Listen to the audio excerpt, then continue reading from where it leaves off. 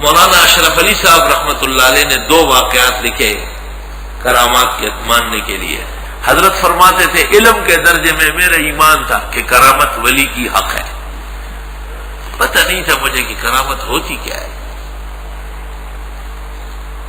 اور میں سمجھتا تھا کہ ویسے ہی لوگوں نے قصے کہانیاں مشہور کی ہیں، مشہور بھی بہت ہے لیکن حقیقت بھی کچھ ہے. فرمایا کہ میری زندگی میں 2 باتیں پیش آئی ہے جس سے میں کرامات مان چکا ہوں. اشرف الجواب میں مولانا نے لکھا ہے. ایک تو یہ کہ ہر سال دارالعلوم دیوبند میں سالانہ جلسے کے اندر مقامی لوگ ہوتے تھے 40-50-100 کے قریب کا. ایک سال جلسے کی شہرت زیادہ ہو گئی اور ہم کو پتہ نہیں چلا. ہم نے معمول کے مطابق کھانا پکایا، مہمان آ گئے 1000-1500 اور کھانا پکا تھا 50-60 آدمی ہو گئے. تو حضرت مولانا محمد یعقوب نانوتی جو ان کے استاد تھے، وہ بڑے ولی مجذوب مشہور تھے، کہنے لگے آج ولی کا زور معلوم ہوگا، آج پتہ چلے گا. تو کہا جب کھانا تیار ہو گیا تو مولانا تشریف لائے اور دیگ کے اوپر، پتیلے کے اوپر اور روٹیوں کے اوپر پڑھ کر کے دم کیا اور کہا بسم اللہ کرو.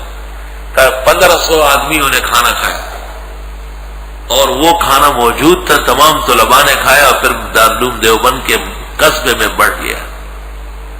مولانا اشرف علی لکھتے ہیں کہ میں خود ان کے منتظمین میں سے تھا، میں نے دیکھا ہے، میں کرامت مان لیا. یہ خالص کرامت تکثیر الطعام کانت معجزۃ لنبینا صلی اللہ علیہ وسلم.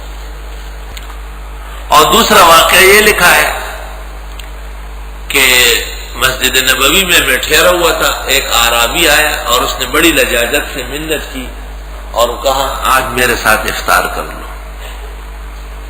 آج میرے ساتھ افطار کر لو اور جلدی میں کھانا بھی کھلا دوں گا. کہ میں نے کہا گھر کہاں ہے؟ کہا مسجد نبوی کے پیچھے وراء المسجد. تو میں نے کہا بہت اچھا. کہا اذان کے وقت جب مسجد نبوی میں اذان ہونے لگی تھی ہم اس کے ساتھ روانہ ہو گئے. وہ مدینہ منورہ سے باہر نکلا، وہاں پر کھیت آئے، کھیتوں سے آگے بڑھا، اندھیرا ہو گیا، رات ہو گئی. اس نے کہا لا حرج انشاءاللہ، اللہ یجعل لنا فی الوقت برکہ، شیخ لا تحزن. میں نے کہا بس مصیبت ہو گئی، آئندہ خیال رکھوں گا. مغرب بھی گئی، عشاء بھی گئی، حرم کی تراویح بھی گئی. کہا اس کے ساتھ گئے، اس نے کچھ جو توفیق دی وہ جلدی جلدی پیش کیا. میں سورج اس کو دیکھتا ہوں، ستاروں کو، آسمان کو کہ بالکل اندھیرا چھا گیا. اس نے کہا لا لا ہونا انشاءاللہ وقت باق لنا لا حرج اے شیخ. کہا جب میں واپس آیا میرے اندازے کے مطابق 3 گھنٹے سے زیادہ گزرے. تو مسجد نبوی میں نے مؤذن سے پوچھا کہ تراویح ہو گئی؟ اس نے کہا دماغ خراب اور کٹورا چاٹ رہا تھا. کہا ابھی اذان ہو گئی مغرب کی، افطار لوگ کر رہے ہیں، ابھی مغرب کی نماز نہیں ہوئی اور عشاء تراویح ہو گئی، کہاں سے آئے آپ؟ کہا میں نے سر پکڑ کے بیٹھ گیا، لے بابا یہ 2-3 گھنٹے جو ہم چلے وہ کہاں گئے؟